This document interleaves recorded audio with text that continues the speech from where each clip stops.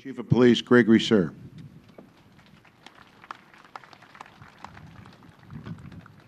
Good morning.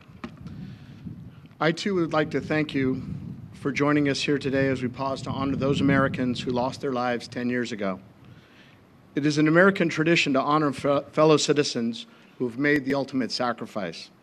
Congresswoman Pelosi quoted Abraham Lincoln earlier, and I think what he also said about 150 years ago at the dedication of the National Cemetery at Gettysburg applies as much today as it did then.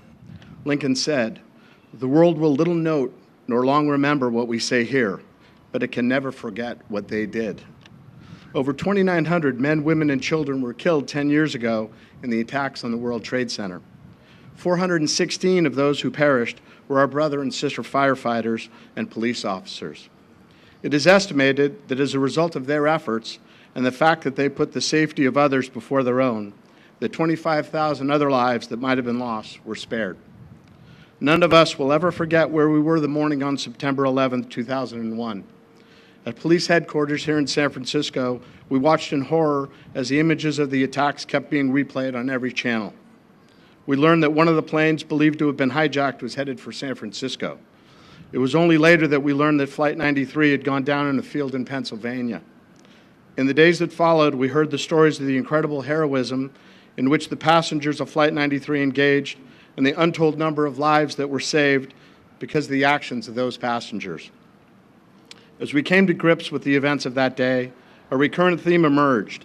Americans and people around the world voiced with surprise, shock even, that all those police officers and firefighters rushed into the burning buildings as everyone else was trying to get out. I think we were equally surprised, asking each other at stations and firehouses around the country, what did they think we would do? As first responders, we are sworn to rush in when everyone rushes out. It's what we do every day. The actions taken that day by those police officers and firefighters made us all proud beyond description. I'm not just talking about how proud we were to be police officers and firefighters. I'm talking about how proud we were to be Americans. As we remember the sacrifices made that day, let us heed again the words of President Lincoln, that we take increased devotion to that cause for which they gave the last full measure of devotion, to highly resolve that these dead shall not have died in vain. This thought needs to be with us not just today on the 10th anniversary of 9/11, but every day. Remember how we came together as a country 10 years ago? Young people volunteered in record numbers to defend this country. American flags seemed to be everywhere almost in an instant. They adorned every uniform, flew from every house, every car antenna, and were spread across every athletic field. Firefighters and police officers rededicated themselves to doing whatever was asked of them to keep our city safe in the name of our fallen brethren. And the public said thank you every chance and in every way they could. We need to come together then. We need to stay together now to keep the memory of our fallen brethren alive. On behalf of the men and women of the SFPD, along with our public safety brothers and sisters from the fire department, we are committed to make this city safe. I want to thank everyone that made today's remembrance possible, and I pray we always remember that 10 years ago today, so that the memory of those who perished will never be forgotten.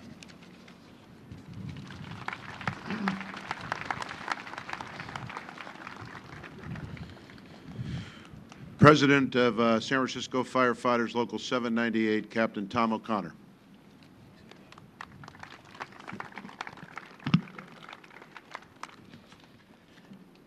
"10 Septembers have now come and gone, but no changing of the seasons can erase the images from that day, and no passage of time can take away the meaning of this moment. Once more, we pause and remember. We remember the lives lost. And on the day that marks all those senseless deaths, we try and recall the beauty of the lives that all the victims lived. These memorials today and tomorrow allow us to remember their time on earth and tell their families and loved ones that we have not forgotten them and that we never will. We especially honor those who gave their lives so that others could live. We honor the brave men and women who rushed into harm's way. We pay tribute to the sacrifice made and the courage displayed by police officers and firefighters, rushing into those burning towers and into the Pentagon, We watched in horror as those towers collapsed, knowing full well that our colleagues were inside. Acts of heroism that this nation will never forget. It is natural for us to focus on those images from that morning. Throughout history, images serve as defining moments.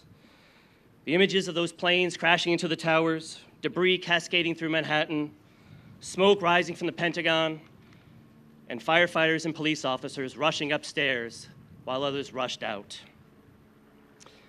But there are other images we should remember as well, images from the days after September 11th.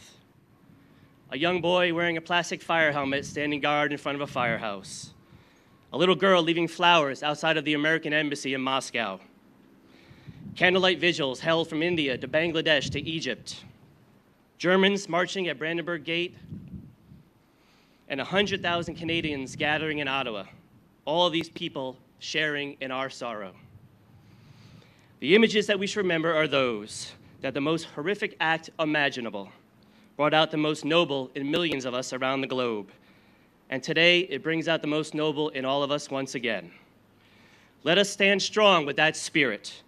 Let us not focus on the evil of that day, but on the capacity for good that dwells inside all of us. That may be the greatest memorial that we can participate in for those who perished. That may be the greatest way to honor all of those who were senselessly taken from us on that day. Let us focus on our impulse to save, the impulse to serve, and the impulse to demonstrate compassion and understanding. 10 Septembers have now come and gone, and it is our duty to remember those who sacrificed and leave our own legacy in their honor. A legacy that calls for us to be better, a legacy that calls for us to be the best, a legacy that calls for us to serve others, like those who perished. That is our duty for this September and for a lifetime of Septembers. Thank you.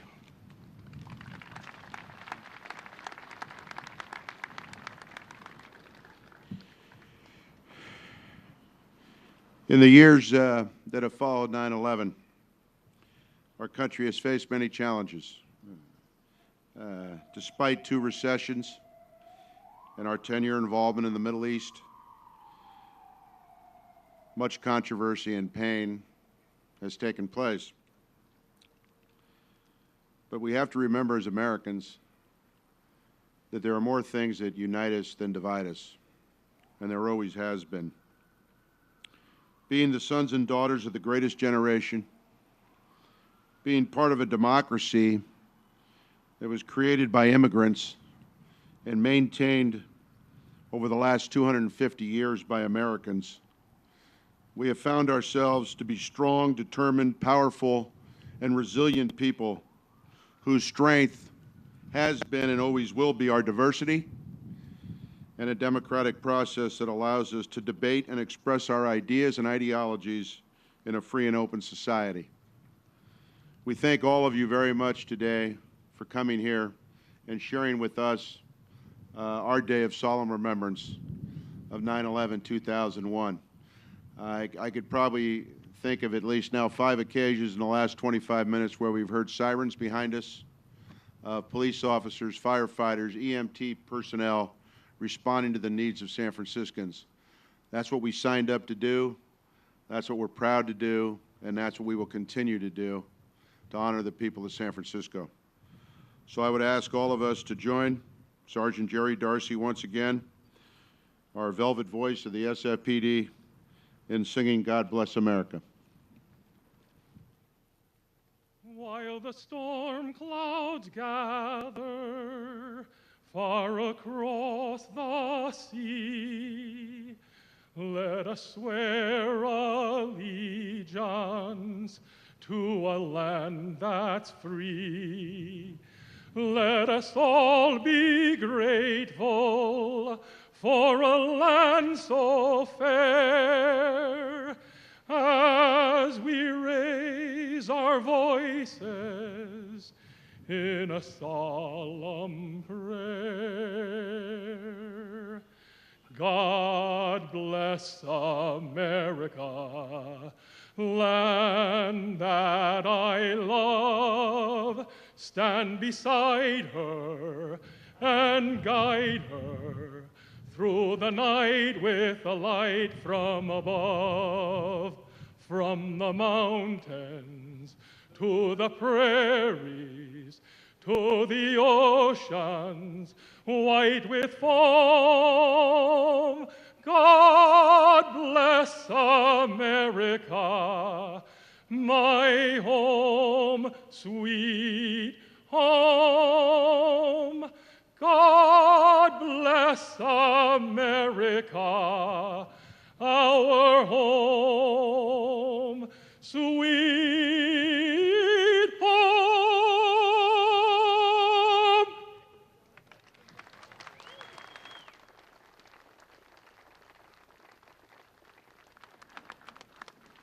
We have our taps.